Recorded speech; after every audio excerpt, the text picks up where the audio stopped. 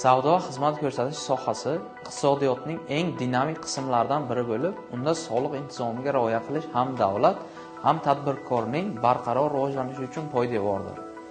Savdo va xizmat ko'rsatish sohasidagi soliq intizomi bu tadbirkorlik subyektining soliq qonunchiligida belgilangan majburiyatlarni o'z vaqtida va to'liq bajarishidir. Bu shunchaki soliq to'lash emas, balki hisob-kitoblarni shaffof yuritish demakdir. Savdo sohasida qonuniy faoliyat yuritish uchun quyidagi 3 ta asosiy talabga rioya qilish shart. Xaridorni chek bilan ta'minlash.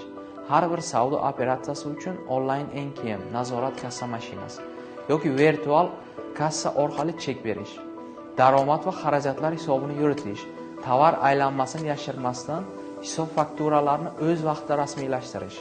Xodimlarni legallashtirish. Norasmiy ish o'rinlaridan qochish va ish haqidan olinadigan soliqlarni to'g'ri hisoblash. Soliq intizomini buzish nafaqat jarimalariga, balki tadbirkorlik obro'siga ham putur yetkazadi. Eng ko'p uchraydigan xatolar: soliq bazasini kamaytirib ko'rsatish, tovar sotilganini kassa chekida aks ettirmaslik, markirovka qoidalarini buzish, majburiy raqamli markirovka qilinishi kerak bo'lgan mahsulotlarni, masalan, maishiy texnika, dori, alkogol hujjatsiz sotish.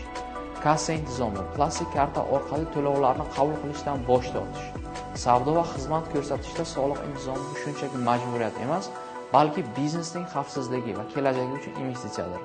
Raqamli iqtisodiyot sharoitida har bir tranzaksiyasi shaffof bo'lishi tadbirkorni turli ma'muriy javobgarliklardan asraydi.